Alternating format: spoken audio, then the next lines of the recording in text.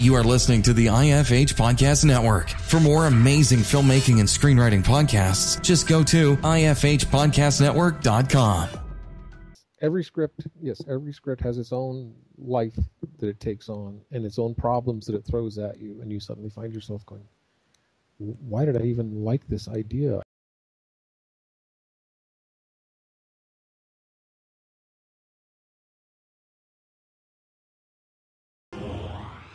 Hey everyone, thanks again for hitting that play button. This is another episode of the Dave Bullis Podcast.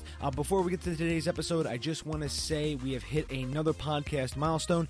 Not only are we Potter and Family's Podcast of the Week, which will end November the 7th on Monday, so all of this past week, we have, they've been promoting the show, on Twitter and then through their network, and I've seen the numbers increase, so I want to say thank you again to Potter and Family, but also thank you again to everyone that voted for us.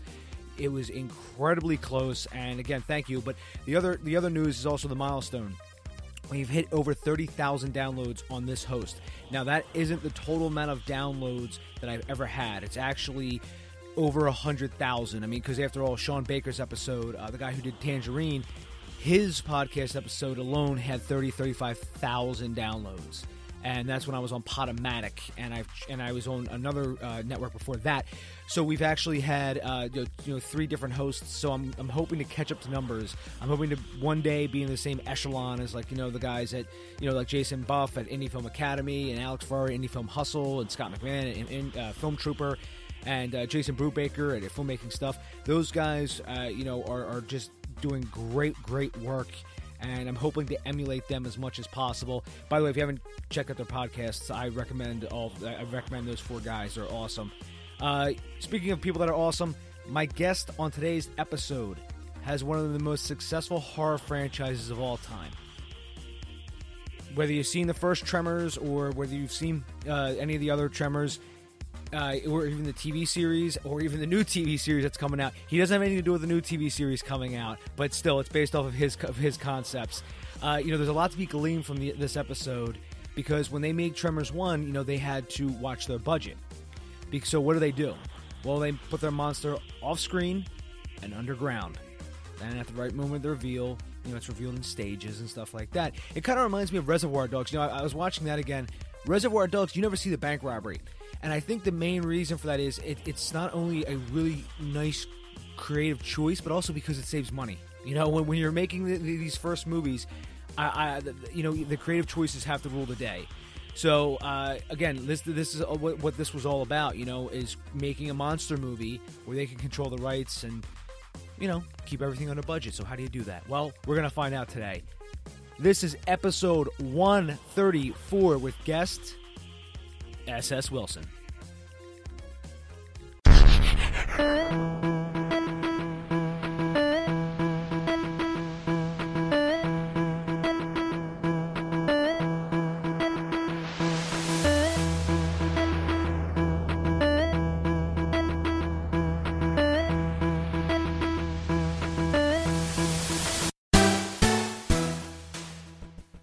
Hey, Steve, thanks a lot for coming on the show, sir. You're welcome. So, Steve, just to get started, I wanted to ask, what got you into the film industry? Was it, did you like films as growing up, or was it just sort of one of those things where one day you found yourself, sort of writing screenplays or on set somewhere? Well, as it tends to happen, right? My story is a little different. I did love films. I was a huge film buff as a kid, and my dad supported that. And early on, when I was 10 or 11, he bought a 8mm camera, and I was one of those kids who made movies in the backyard and tried to do special effects with gunpowder and gasoline, which he also supported, interestingly enough. And then my dad, when I went off to college, actually changed my life. I went off to college and said, I don't know what I should do. I guess I'll be a psychologist like my dad. That's what he was. And he came up after I'd been there a week or so, and he said, what are your courses? And I said, this is what I signed up for. And he said, well, this makes no sense. You've been making movies in the backyard for 10 years. What's going on? And he went to my advisors and he said, do you have anything like film or movies or television? And he changed my whole course schedule. This is absolutely true. And I had never thought about actually trying to do it for a living, even though I'd been making movies for years and years and doing stop motion animation. And then I, never looked back. I went, oh, well, yeah. Because then, then there were people in the departments. We didn't have much of a film program at Penn State all those years ago. There were like one television course and like 2 film courses, and you had to borrow cameras from the local PBS station and whatnot. But that's how it happened. And then I got drafted. Then I went to USC film graduate school. And there met a lot of the people that I still work with. And even though it took almost 10 years from graduating USC to actually break in and make Short Circuit, we were working in the film business, making short films and little short animated things and films for schools and libraries, TV commercials and whatnot.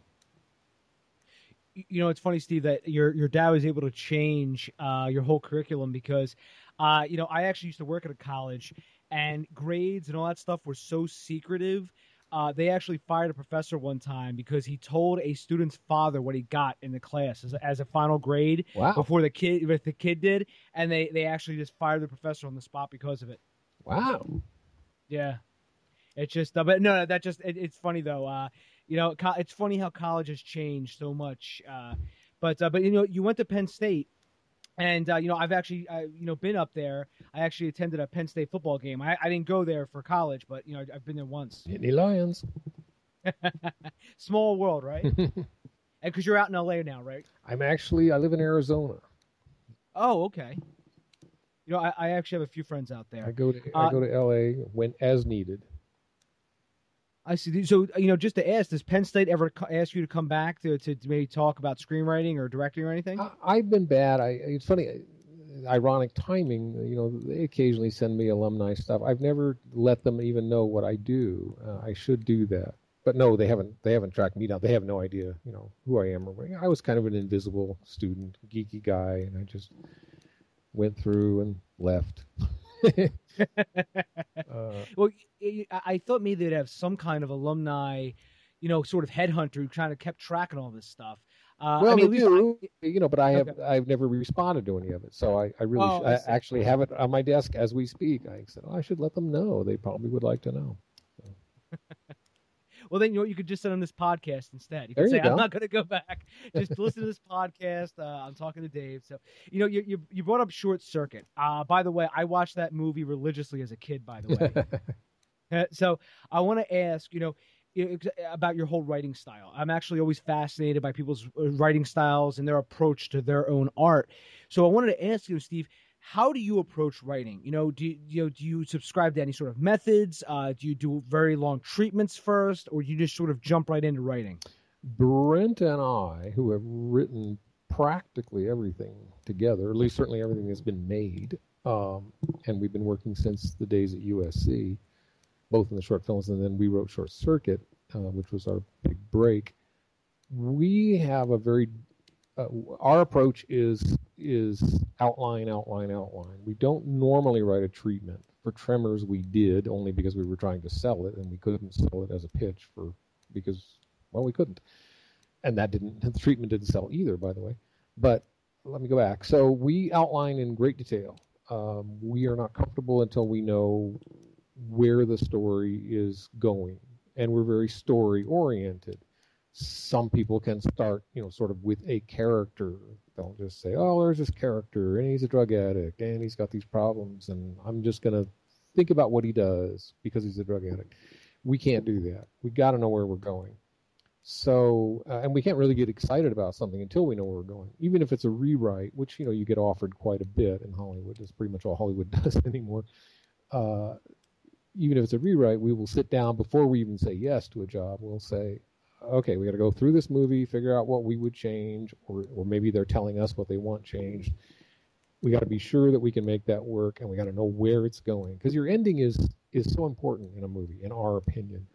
In fact, somebody well-known, maybe one of the Zucker brothers, said, your ending is 50% of your movie. Somebody said that, and we kind of believe that.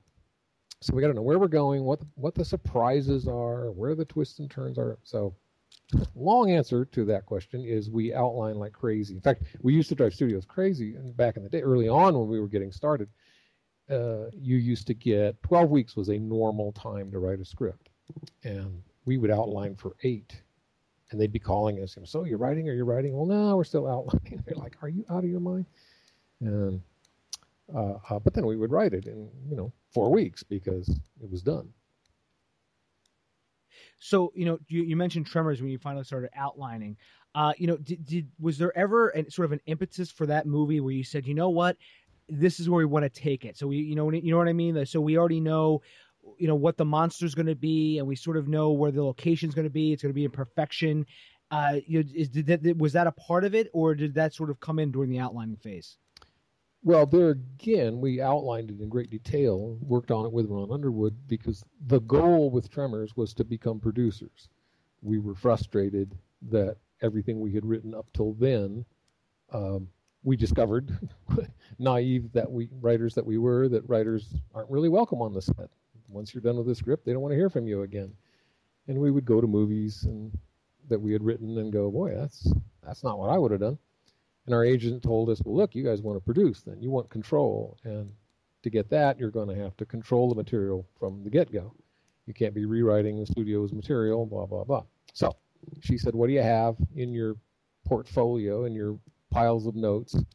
And we came out of our piles of notes with, we got this underground monster idea. And she said, that's kind of cool. I've never heard of that before. And so first we sat down with Ron and we outlined the whole story, figured out who the characters were, where it was going to go. And then we pitched it all over town, couldn't sell it. And then she said, well, maybe you should write a treatment. We wrote a very detailed, like 25-page treatment. Did not sell, sent it to everybody. So she said, well, I guess you're going to have to write it on spec. So in between, the regular Hollywood movies we were writing Tremors on spec. And then took that all over town, and it was a huge. Our agent was a huge part of getting this done.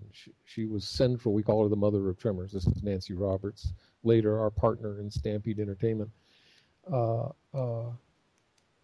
She handpicked, who the script was going to. She did what an agent really is supposed to do. She handpicked who the script. She knew the studio people. She told us in advance what they were going to say.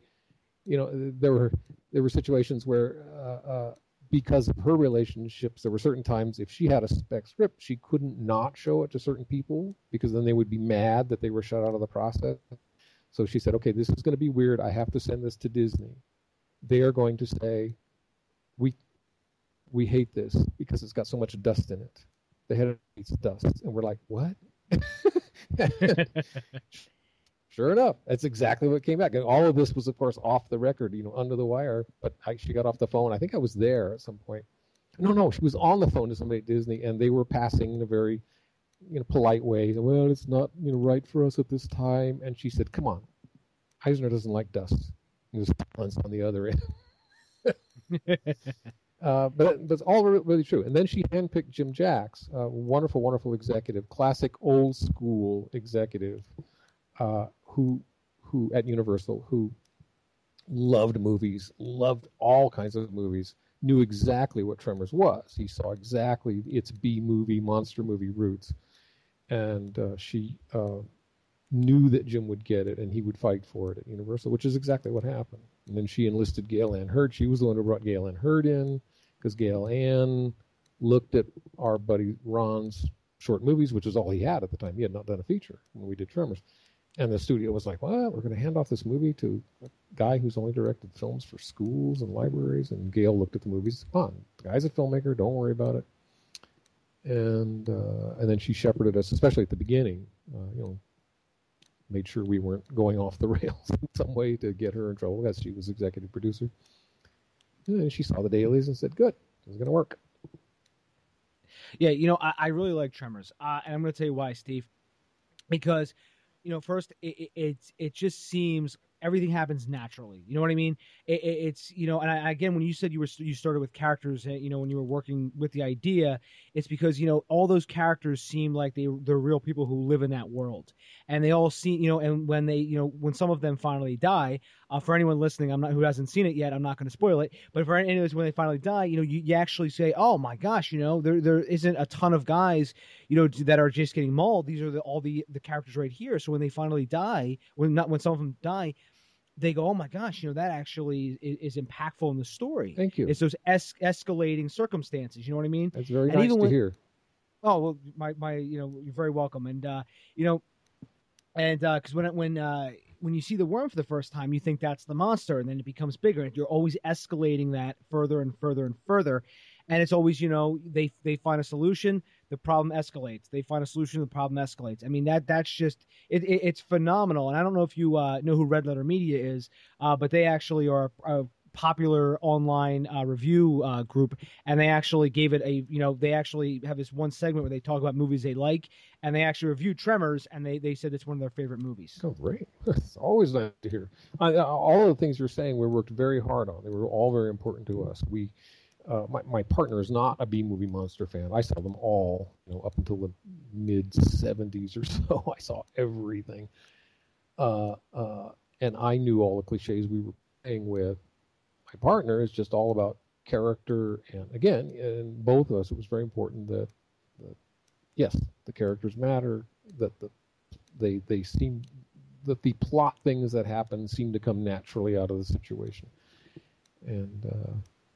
And even the monsters are consistent in what they do. They don't change the rules. They don't suddenly become indestructible or anything like that.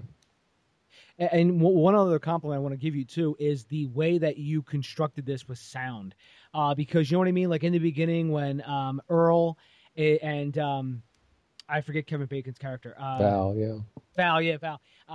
Earl and Val, when they're looking for the doctor.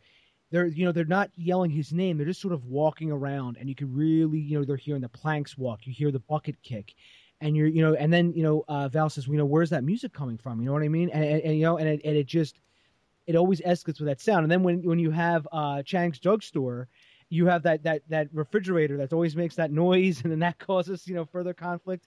I mean, that's really, really good writing and using that audio for filmmaking. Oh yeah, sound was we knew sound was going to be critical. We were a low budget movie, and that's part of the reason we picked Underground Monster as one of the ideas that we decided to develop.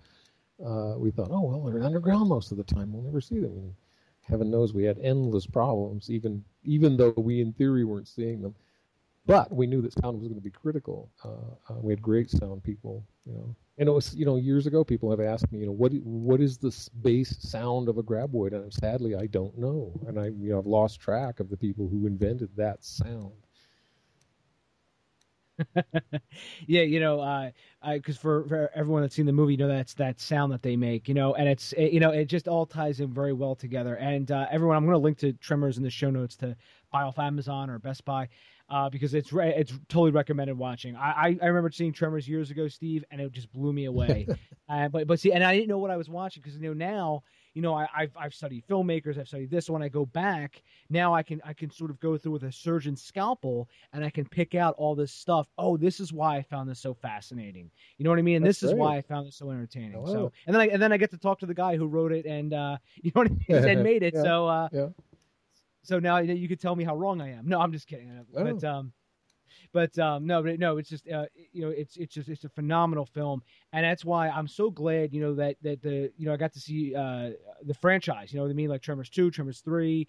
I know you did 4 as well, and you also did the TV series, right. And it was always great to see this sort of franchise expand, and because I always talk to my friends and always say some franchises they sort of go this way, some go that way. Friday the 13th, Nightmare on Elm Street, but Tremors always sort of kept it in perfection one way or another because there was always, there was always a sort of reason why like in Tremors 3 when it's called Back to Perfection, right? And that's where Melvin's creating that whole town, right? And that leads into the whole TV series. But it's just stuff like that, you know what I mean? It's all comes organically. Well, it was very important to us to make the world consistent, and it wasn't easy. We never expected even to do Tremors 2. That came along years later, only because of the success of VHS. Tremors 1 was not a huge hit. I mean, Kevin Bacon viewed it as a flop, and he absolutely disowned it for many, many years. And it wasn't a flop per se, but it did not do nearly what the studio hoped it would do, and they were disappointed. And so we were floored, and we got this call from the video department who said, "Hey, what about Tremors 2?" We said, "What about it?" They said, "We want it." Said, what? So then we all had to sit down because we were busy doing all kinds of other stuff at that point in our careers. And we said, "God, can we come up with a Tremors 2?" And then, then we said, "Well, all right, the big cliche is there's a queen graboid." And we all went, "Okay, no way we're doing a queen graboid. We're not going to do it." And what do we do instead of that? And then finally, I'm going to say it was me. I think it was me. I was driving along in the desert, as I often am. And I said, "I wonder if they just turned into something small. How weird would that be?" And then we ran with that idea. Yeah, and I remember seeing that too, because that's when they were actually walking on land. I forget the name that in the movie that the characters give them. Shriekers, they call them. Shriekers, that's right, yeah. And then because it's the third that they're called ass blasters, right? Well, that's their third incarnation. Yeah. That told us where to go with the third one. We thought, okay, well, they'll change into a third form. And at the time, again, it was really important to us to keep the characters consistent, the rules consistent, but still come up with surprises. You can't just do the same thing over and over.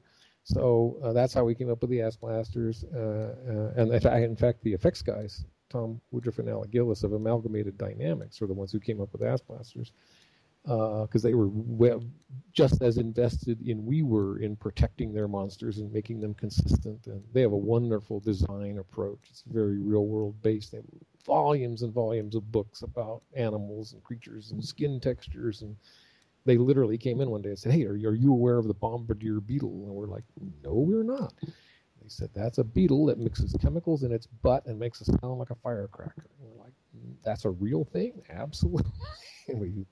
we think that's what Ass Blasters should do. And we're like, we are totally on board with that.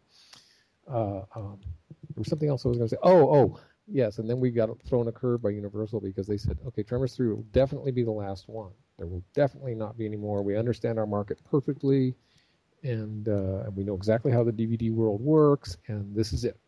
So we said, "Okay, we'll wrap it up. That's cool. We will say that this is the last form that creatures take. Boom, the end. Goodbye, perfection." And almost immediately was, "Oh no, we did really much better than we thought. We must have Tremors 4. Yeah, because I actually saw Tremors 4, and I actually was kind of shocked, because I thought, because I was like, "Oh wow, I didn't know they made another one." And you know what? This is funny, Steve. Here, as you could kind of tell, I'm a movie buff. I didn't even know you did a TV series. I actually didn't know you did a TV series until last year. Well, it's easy to do. I mean, there's so much material now. There's a lot of stuff that I don't know. I mean, the stuff that's being, I'm probably not even up on half of Netflix's shows and all this stuff. But anyway, I don't blame you. Well, because I'm such a movie head, and I'm always like, looking for different stuff. And I said they did a Tremors TV series before. I said, wow, I didn't notice that. So I actually bought it offline, and I actually went through, and I was like, oh, okay. So it sets up. It's 3 into the TV series, and then 4 is a prequel. Yeah. I have to ask, when you make these Tremor movies, Michael Gross seems like the coolest guy in the world. Is he the coolest guy in the world? Because I mean, he just seems like he would just be an awesome guy to hang out with. He is. He's just a wonderful, funny, intellectual, not full of himself actor. He's great on the set, at understanding, who has the scene. He's not trying to steal other people's lines or anything. He's an actor's actor, and he's become, he became Bert. He took over Bert, from us. And he would always, on Tremors 2 and 3 and 4, even though he wasn't playing Bert, he would always come to the set with little delicately penciled lines in the script. And then he would sit down with me. We'd sit down with us before we went. He'd say, "Okay, I got this idea for a change here and change here." And then we could go back and forth. And it was, "Well, if you say that, then we won't know this." He said, "Oh, yeah, you're right. Never mind.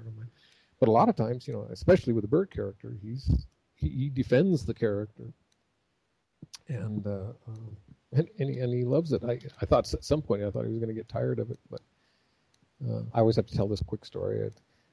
He was a huge television star when he did Tremors 1. He had just finished years and years on Family Ties, playing a guy who could not be more different from Bert.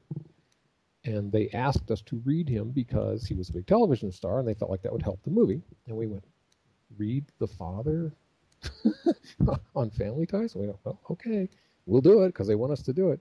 Well, he blew us away. He came in because he's an actor, and he completely just. Ron tells the story that he was actually jumping up on his desk at one point, showing how afraid he was of the monster underground. Anyway, then some years later, Michael told me the story of walking down the street in New York and getting that look that fans get when they start to recognize you. And the guy was walking toward him, and he sees the look. He knows the fan's going to say it, and then the fan says, "You're that crazy gun guy." And Michael said, "Yes, I finally escaped Family Ties." I thought you were going to say, "Oh yeah, I was the dad on Family Ties, the crazy gun guy."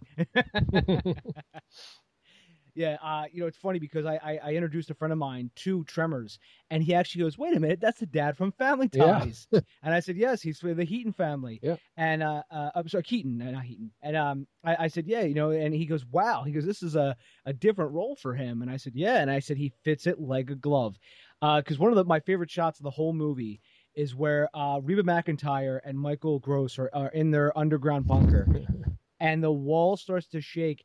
And they see the graboid come through, and they start to fire. They have those rifles, those bolt action rifles, and they're out of ammo very quickly. And the camera just pans over to the wall of guns, and they literally just are pulling guns off the wall.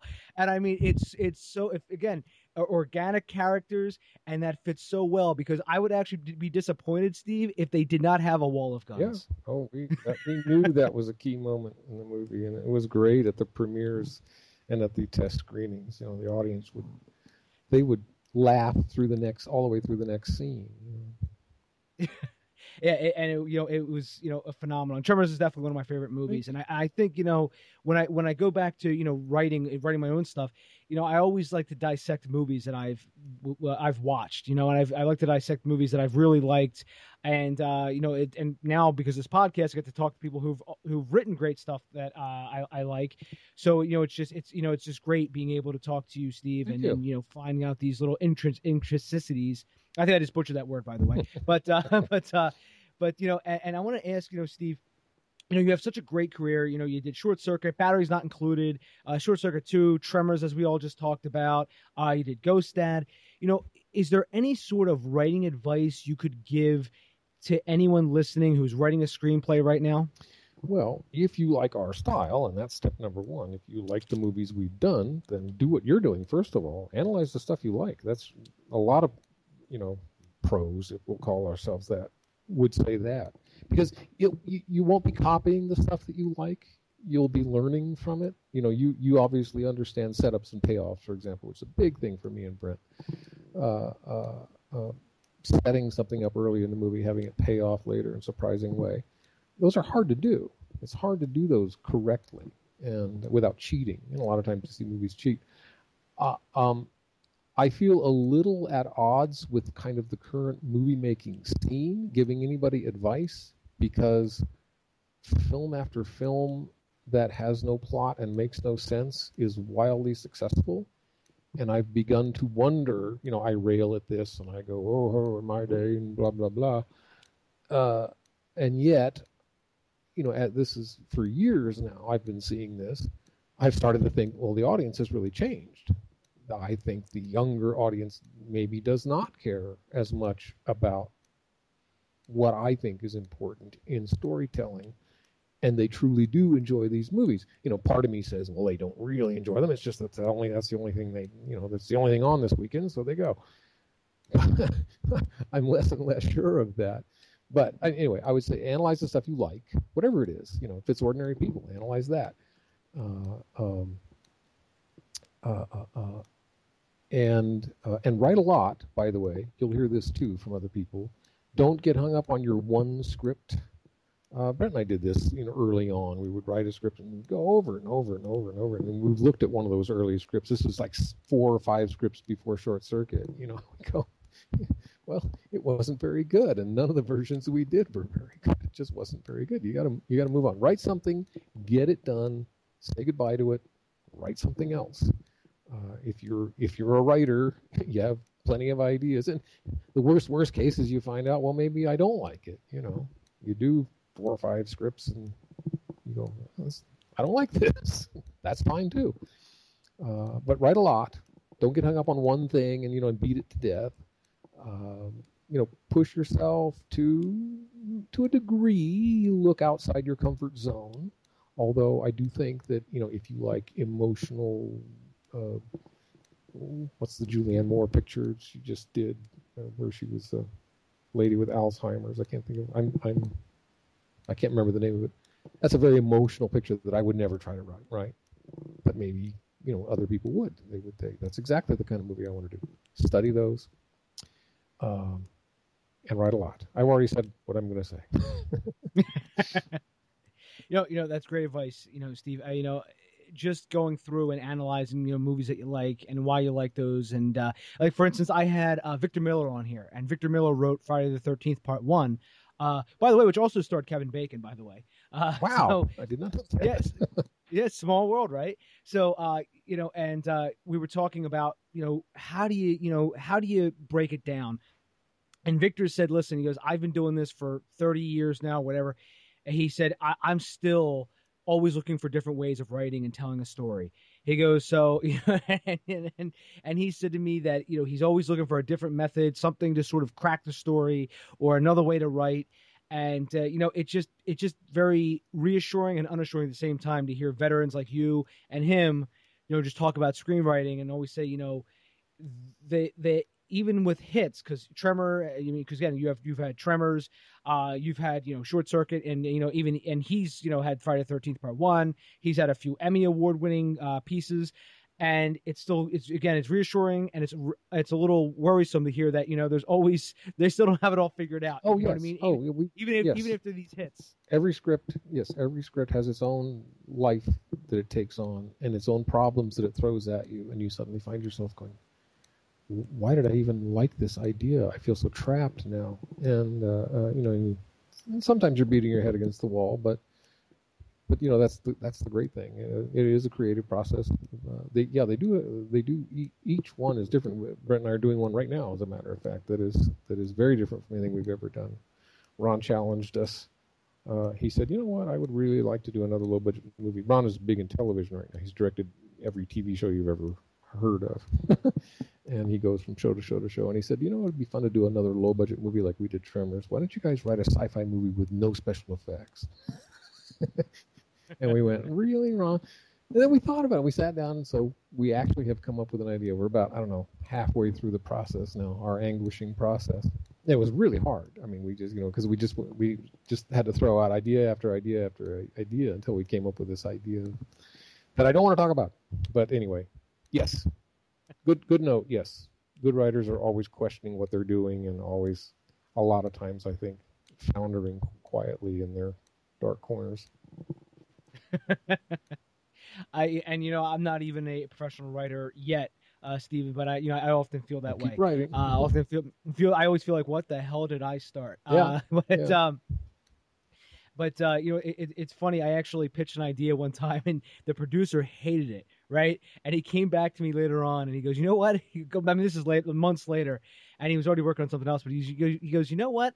I was driving down down this interstate," and he goes, and all of a sudden I couldn't stop thinking about your script idea, and I started laughing to myself. And he goes, "It was a lot better than I thought it was." Funny. And I said, "See, it's always those rose-colored glasses." That's a rare producer. That's great. Yeah, Steve, we've been talking for about 30 minutes now, and I just want to ask you, in closing, is there anything that we didn't get a chance to discuss that you wanted to, or is there any sort of thing you want to say, sort of put a period at the end of this whole conversation?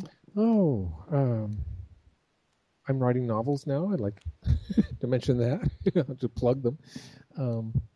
Among the other things I'm trying to do. But as far as it seems like, was there anything else advice-wise, I would say? But nothing springs to mind. I'm much better with the questions. Where can people find you at online? Oh, well, Stampede Entertainment maintains a website, and we always have hopes that we will sell something of our own and ramp up into production. Stampede-entertainment.com. And then I'm on Facebook, of course, as SS Wilson. And the books are available at Amazon, Tucker's Monster and Frady Cats. And I will link to all that in the Thank show you. notes, everyone. My pleasure. You have an Steve. impressive list of podcasts, by the way. There's like 150 of them or something. Like 127 or 8 now. Oh, okay. Well, I overstated it a little bit, but I was quite impressed when I went to your site and I listened to a few things, of course, before I agreed to do this, and so I was impressed with your polished approach. Oh, thank you. I've actually been proud of that because I had somebody, I won't say who, but they came on and they said, Dave, thank you for not being that guy. And I said, what do you mean? They said, like there's so many people who have podcasts now, and they said, they're sort of like in their mom's basement, and they get people on the podcast so they can just like sort of like be malicious. You know what I mean? And it's just like, oh, so you made a movie, huh? What do you think? And I'm like, no, I would never be that guy. I hate people like, because I actually, Steve, real quick, I was on a podcast with a friend of mine, and he asked me to be on his podcast. So I went to his house, which, by the way, we went into his mom's basement to record this. And then he started going like, oh, so you made a TV pilot and pitched it to NBC, huh? And I said, yeah. Well, is that bad? And he's like, well, I didn't, and this is the podcast, by the way. And he's like, oh, it kind of reminds me too much of Clerks. I said, yeah, I was like, and honestly, Steve, I'm pretty good at thinking on my feet. So what I did was I started, I was like, if I started insulting you right now, dude, I said, believe me, I said you would cut this all out. And then finally he started to like ease up a little bit after we exchanged little words. But yeah, I never would bring somebody on just to insult them. And I thank God that I've never had one bad podcast. I've never had anybody had bad feelings. Everything's always been great. Good. So I'm proud of that. Good. Well, you should be. That's good. That's good to hear. And I'm forewarned. I haven't had that experience yet. So I can put you, I can give you that warning. I'll be like the harbinger of horror. You know what I mean? Like always warning you about things that are coming. Kind of like old Fred in Tremors, but he didn't tell them. But his dead body showed them that there was something out there. Steve, I want to say thank you very much for coming on the podcast, sir. And please stay in touch. If you need anything, let me know. My pleasure. Thank you. Take care, bud. You too. Bye-bye. Find Dave at davebullis.com. Please make sure to subscribe and share the podcast.